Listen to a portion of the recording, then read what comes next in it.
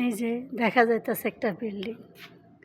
এই বিল্ডিংটা নতুন উঠাইতে 1-1.5 বছর সময় লেগে গেছে।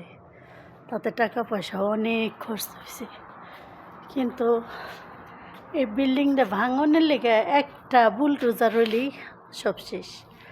তার কথাটার কারণ হয়েছে একটাই, যে কোনো ফ্যামিলিতে যতটাই সুখী থাকুক, একটা যদি সেরকম একটা লোক থাকে, একটা কথার আঘাতেই মানুষের সংসারটা 1 মিনিটে শেষ করে দেওয়া পারে।